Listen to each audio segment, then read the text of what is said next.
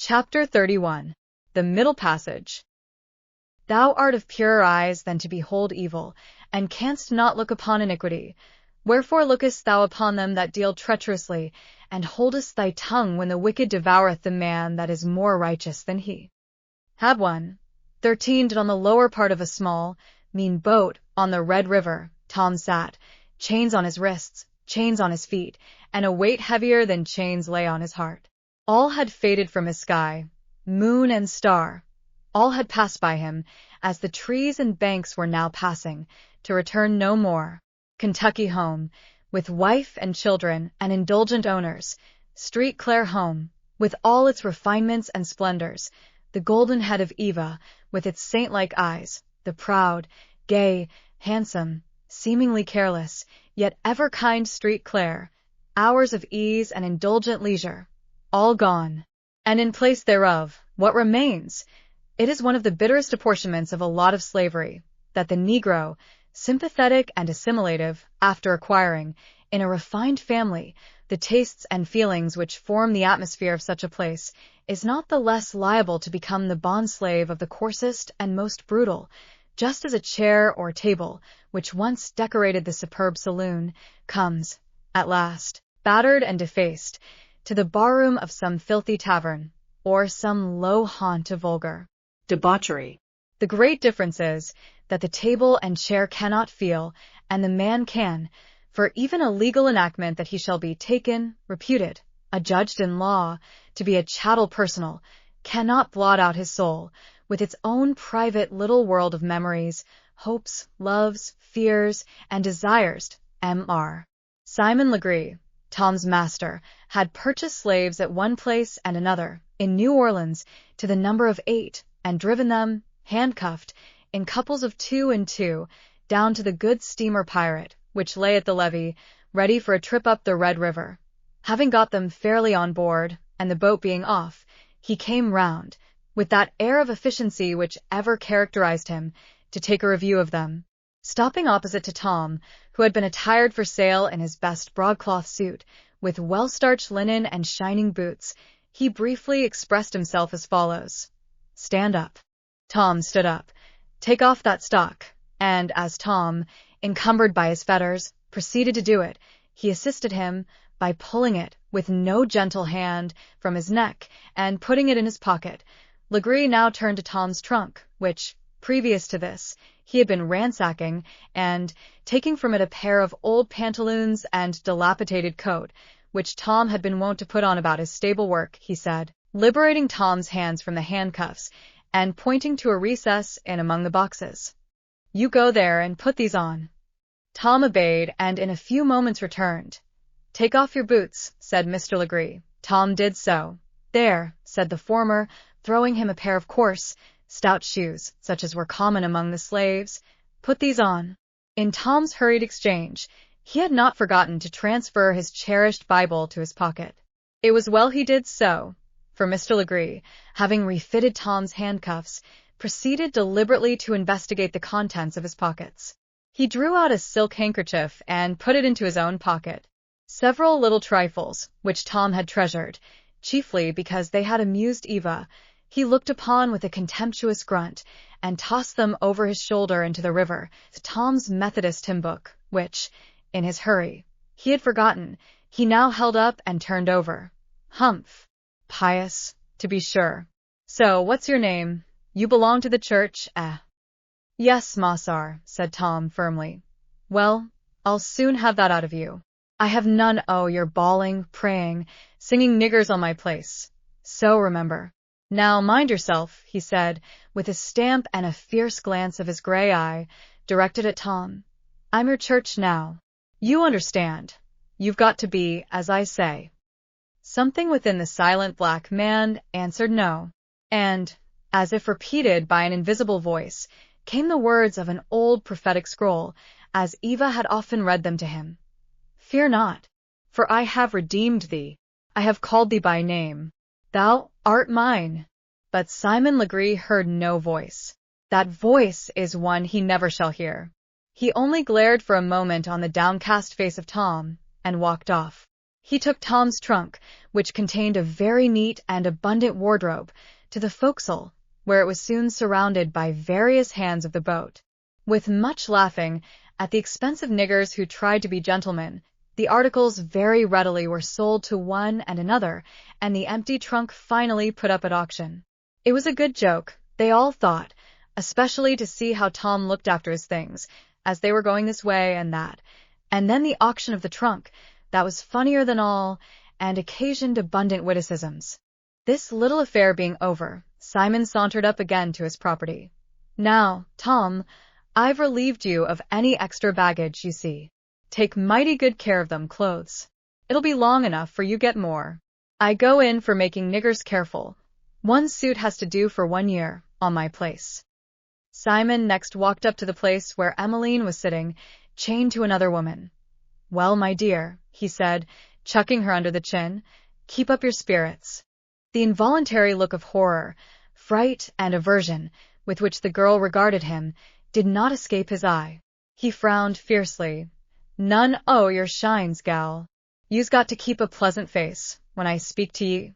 D'ye hear? And you old yellow poco moonshine, he said, giving a shove to the mulatto woman to whom Emmeline was chained. Don't you carry that sort of face. You's got to look chipper, I tell ye.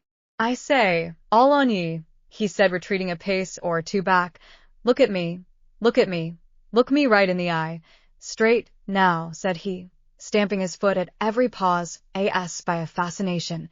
Every eye was now directed to the glaring greenish-gray eye of Simon.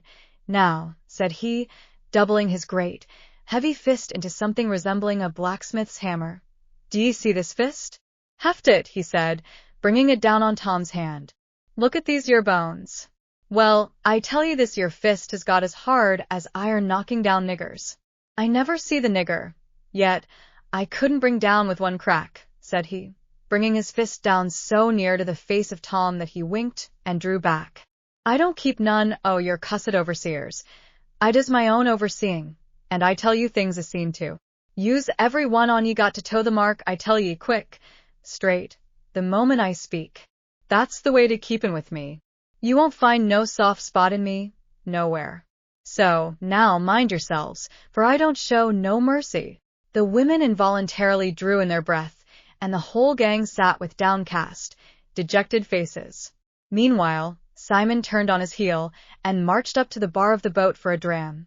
That's the way I begin with my niggers, he said to a gentlemanly man who had stood by him during his speech. It's my system to begin strong. Just let 'em know what to expect. Indeed, said the stranger, looking upon him with the curiosity of a naturalist studying some out-of-the-way specimen. Yes, indeed. I'm none o' your gentlemen planters with lily fingers, to slop round and be cheated by some old cuss of an overseer. Just feel of my knuckles, now, look at my fist. Tell ye, sir, the flesh on 't has come just like a stone, practising on nigger, feel on it. The stranger applied his fingers to the implement in question and simply said, 'T is hard enough, and I suppose, he added, practice has made your heart just like it. Why, yes, I may say so, said Simon, with a hearty laugh. I reckon there's as little soft in me as in anyone going. Tell you, nobody comes it over me. Niggers never gets round me, neither with squalling nor soft soap, that's a fact. You have a fine lot there. Real, said Simon. There's that Tom, they telled me he was suthin' uncommon. I paid a little high for him, tennin' him for a driver and a managing chap. Only get the notions out that he's larnt by bein' treated as niggers never ought to be. He'll do prime. The yellow woman I got tooken on. I rayther think she's sickly, but I shall put her through for what she's worth. She may last a year or two. I don't go for savon niggers. Use up and buy more, s my way. Makes you less trouble, and I'm quite sure it comes cheaper in the end. And Simon sipped his glass. And how long do they generally last, said the stranger. Well, don't know. Coordinate as their constitution is. Stout fellers last 6 or 7 years. Trashy ones gets worked up in 2 or 3. I used to, when I fuss begun, have considerable trouble fussin' with 'em and trying to make 'em hold out, doctorin' on 'em up when they sick, and givin' on 'em cloves and blankets and what not, trying to keep 'em all sort o' decent and comfortable. Law, Tea wasn't no sort o' use. I lost money on 'em, and tea was heaps o' trouble. Now, you see, I just put 'em straight through, sick or well. When one nigger's dead, I buy another, and I find it comes cheaper and easier, every way." The stranger turned away and seated himself beside a gentleman who had been listening to the conversation with repressed uneasiness. "You must not take that fellow to be any specimen of Southern planters," said he. "I should hope not," said the young gentleman with emphasis. "He is a mean, low, brutal fellow," said the other. "And yet your laws allow him to hold any number of human beings subject to his absolute will, without even a shadow of protection, and, low as he is, you cannot say that there are not many such." "Well," said the other, "there are also many considerate and humane men among planters." "Granted," said the young man, "but, in my opinion, it is you considerate, humane men that are responsible for all the brutality and outrage wrought by these wretches, because, if it were not for your sanction and influence, the whole system could not keep foothold for an hour. If there were no planters except such as that one," said he, pointing with his finger to Legree, who stood with his back to them, "the whole thing would go down like a millstone. It is your respectability and humanity that licenses and protects his brutality."